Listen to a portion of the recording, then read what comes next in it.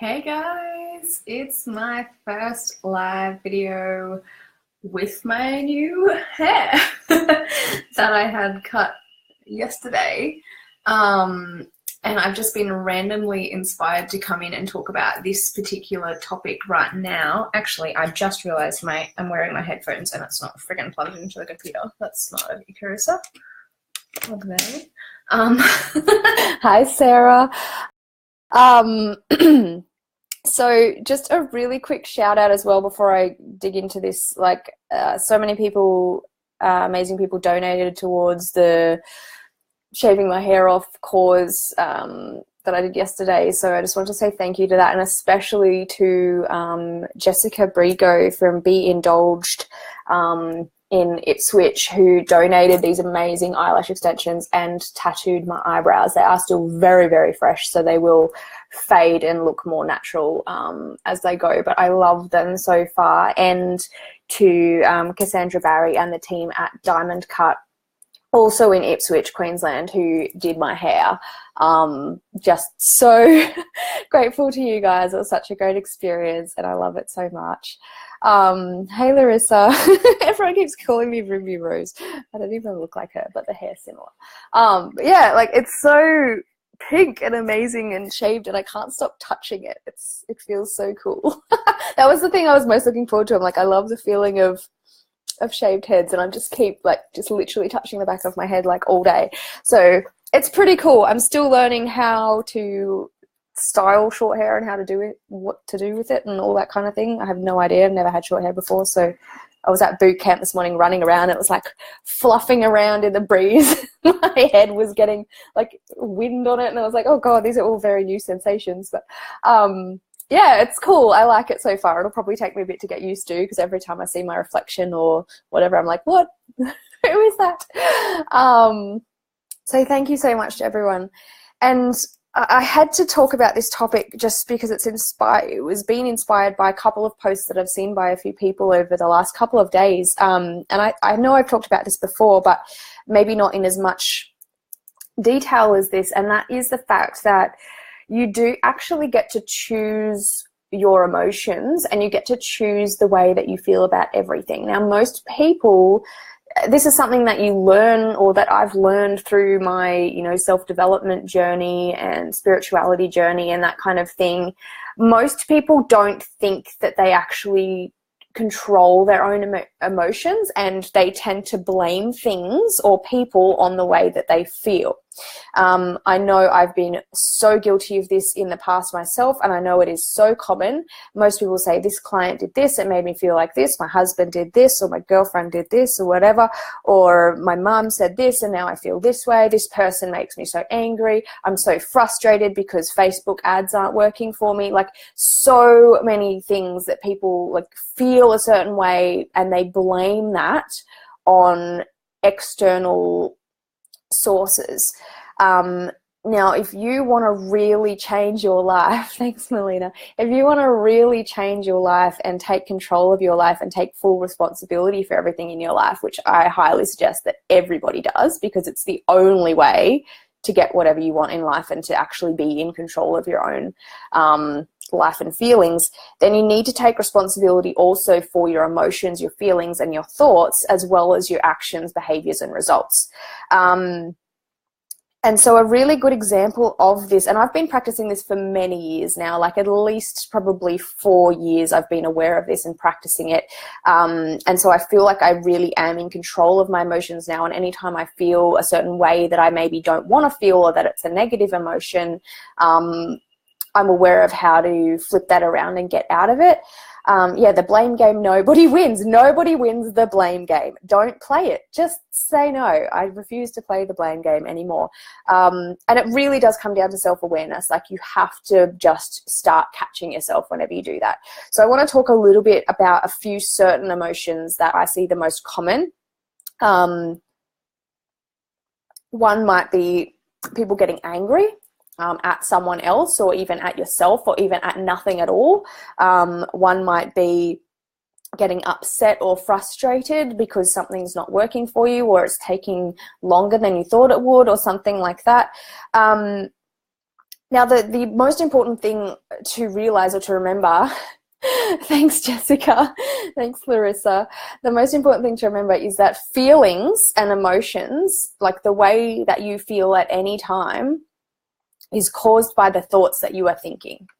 And you are in control of your own thoughts, because if I say think of a blue elephant, you're going to think of a blue elephant. If I say think of a pink pillow, you know, you'll think of a pink pillow. And then if you choose to think of whatever else you want to think of, you know, you're going to think of it.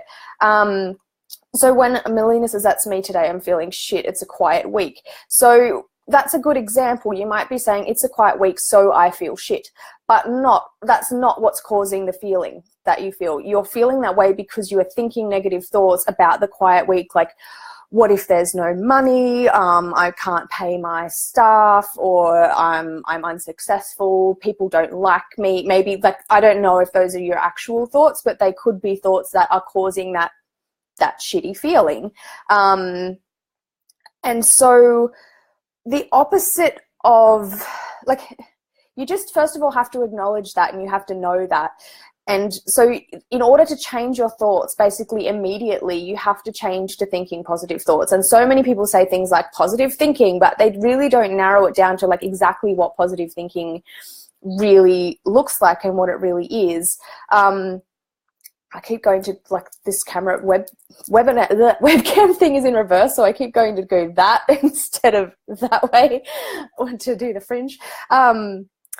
Anyway, you have to be able to choose, like, you get to choose the way you feel. And so first of all, you have to know that the way you want to feel. So if you have a quiet week, as an example, and you don't want to feel shit about that, then you would probably have to start turning that around and thinking thoughts like, okay, what can I do to work on my business to help this become not a quiet week?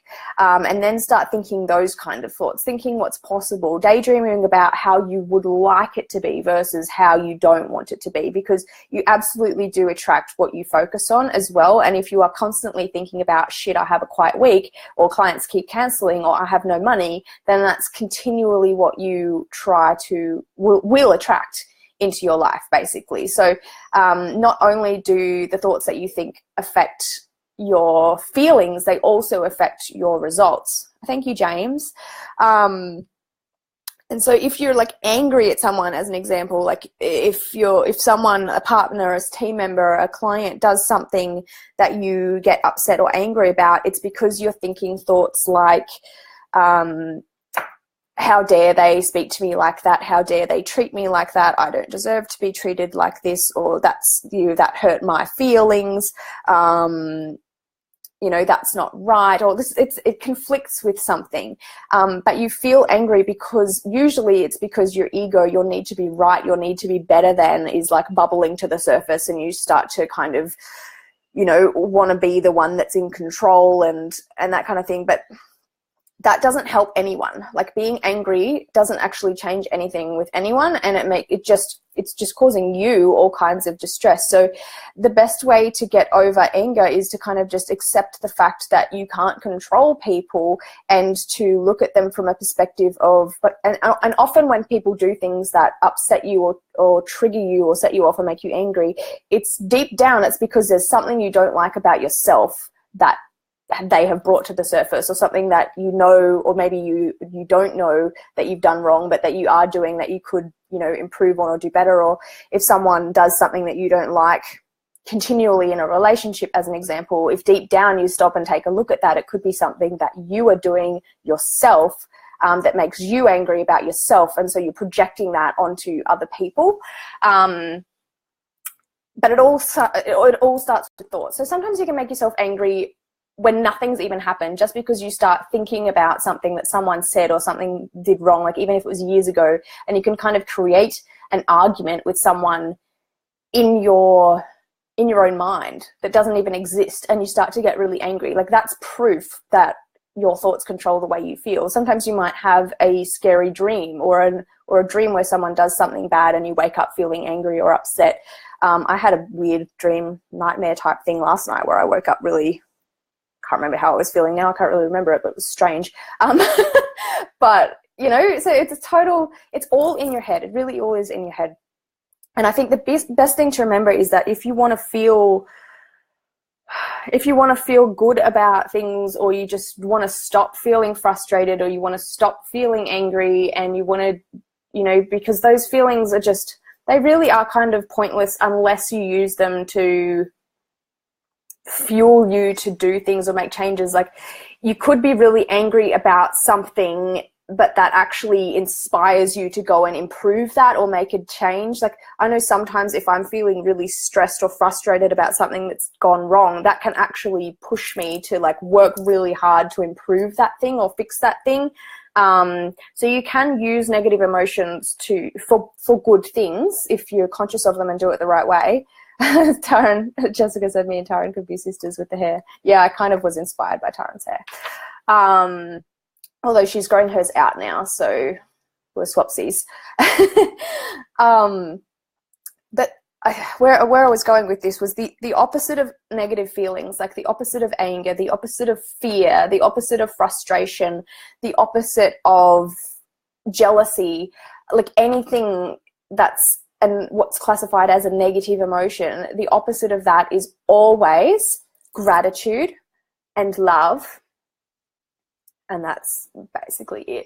And forgiveness as well. If you're ever like holding a grudge or upset about something that you've done in the past, or holding some kind of guilt, you can always stop feeling that if you flip it into looking for things that you can think about that are either coming from a perspective of love towards that person, even if that person has done something that really you don't agree with. Or like an extreme example might be somebody that works for you has gone and stolen your clients and started their own business. Like, this is something that's common, that happens a lot, especially in the beauty industry.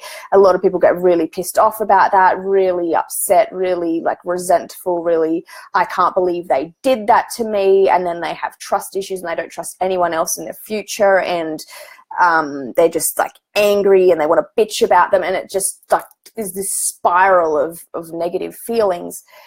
If you were to acknowledge that you are creating those feelings yourself and that you can't control other people, and that person has done that regardless, like, this is the way that I always look at things when they go wrong. Like, I don't see things as wrong or right anymore. I just see things as it happened.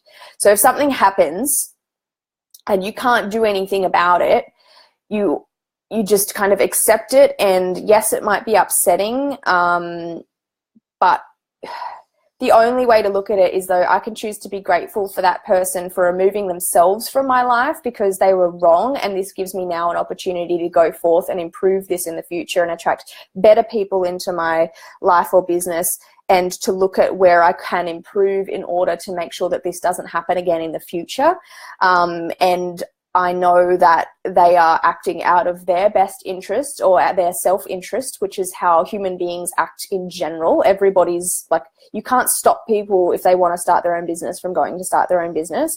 You can't stop people from, like, it is a bit shitty that people go and, you know, steal clients or whatever, but you can't physically stop people from doing that. So you can choose to be angry about it, or you can choose to send them love, fully knowing that in order, like, what you put out, you get back as well. So if you're bitching about people, if you're angry at them, if you're complaining about them all the time, then I can absolutely guarantee you that someone else is out there bitching about you, complaining about you, and angry at you, probably them, or something. Like, there's a reason why people do that anyway. But you can choose to give them love and forgiveness. It is a choice. You don't have to, and the only reason that you hold on to that ego, that guilt, that resentment, that jealousy or whatever is your ego. It's all coming down to, I want to feel better than them, and how dare they do that to me. Jessica says, yes. Haley says, hi, I love the hair. Yes, thank you. And so if you choose to give that person love, forgiveness, or gratitude, which can be hard because you have to let go of your ego a little bit, and sometimes that's challenging for people, especially if they have been living in their ego for a long time.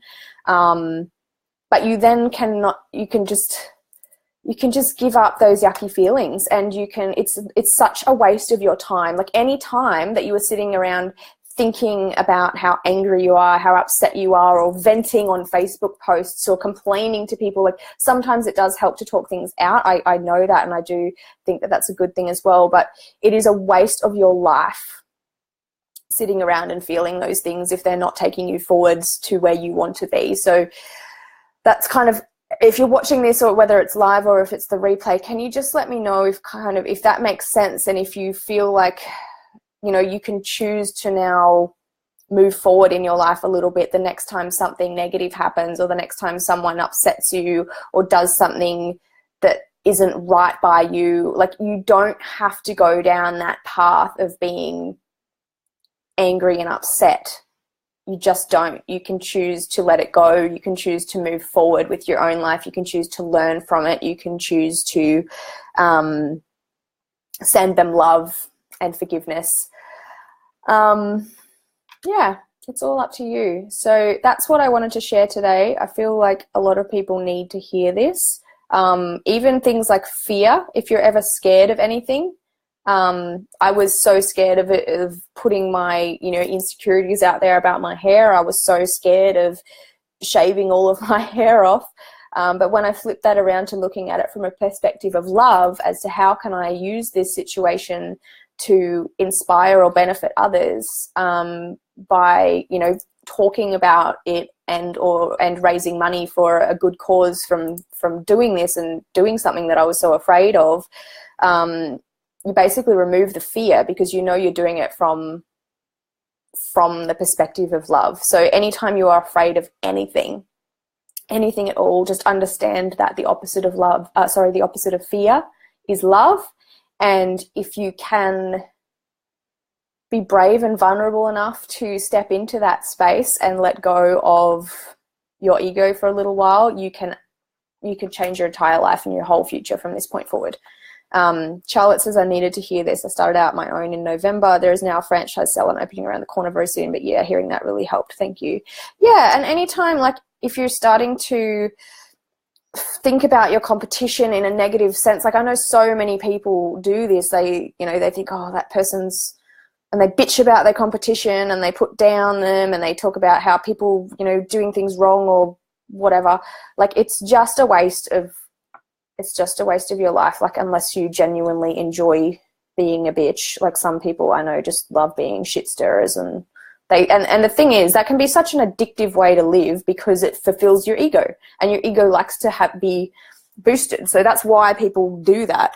And your ego isn't a bad thing. I actually want to do another video all about that, because there is a positive way to think about your ego. You shouldn't try and get rid of it completely. It is actually it's a part of you, and it can be used in a really, really powerful way. But what was I saying? Oh yeah, when you're, like, thinking about your competition, or whatever, like, you can choose, once again, to send them love and to be grateful for them, because I always look at my competition not as actual competition and like, shit, they're going to steal my clients or whatever. I always look at them as motivation for, how can I do better, or how can I do different, or how can I be more unique or myself? Like, what can I offer that people want, or how can I build a better relationship with my clients? Like, you can always look at your competition as inspiration to do better yourself, and to improve your own ways of being, rather than thinking, like, being in the blame zone and the victim mode and going, where they're stealing from me and all that kind of thing. So yeah, so hopefully someone needed to hear that. I'm definitely going to use this video for future reference in case I see any posts of people blaming people, or saying that they can't help the way they feel, or frustrated about, like, and frustration about, like, a Facebook ad working or not working, sorry, right? Like, so many people do that. Like, oh, I'm so frustrated, nothing I'm doing is working. First of all, if you're thinking thoughts like that, then you're going to continue to attract it. So it's good to be aware of that. And secondly, being frustrated doesn't improve it. It doesn't get you anywhere. Like, the way that I look at it now, if I do anything, even if it wastes money or it wastes time, like, it is a learning experience. Everything's a learning experience. So you just go, like, oh, well, that didn't work. People didn't want that. How can I try again? How can I do better? Do I need to ask someone for feedback or support? what do I need to do to move forward from this is a question that I ask myself a lot if anything ever kind of goes wrong or whatever. So yeah, if anyone has any questions about that or would like any like real life examples of how, like, if you're in a negative experience and kind of what you might change that to think about, let me know, or comment on this and I'll come back and have a look a bit later. But I just felt like it was something appropriate to share right now because I've seen so many people talking about things like this, and you get to choose how you feel. You just do. It takes practice. It's something that you can't really just snap out of immediately unless you are really, really good at doing that. But it takes practice, and it's something that you continually have to do because the default emotion, the default that most of us go into is ego when something goes wrong or when something happens. Like, it is just human being default setting. And so you really just have to be aware of that and continually catch yourself out and turn it around. Yeah. Okay. Thanks, guys. And thanks once again for the support. This is my whole hair, like the back and everything. It's so, you can so see, like, because of the alopecia, I knew that it was going to look even like thin with the, oops, that's got a bit funny, thin with the shaving, and it's just like, you can so see how fine it is, and it's so like soft and fluffy, but I think it's going to be great long term. So we'll see. All right. Hi, Lorena. All right. I'm just about to wrap it up. So if anyone that just joined, make sure to go back to the beginning, and I will see you online. Remember to be real, have fun, make money, and love life. Bye.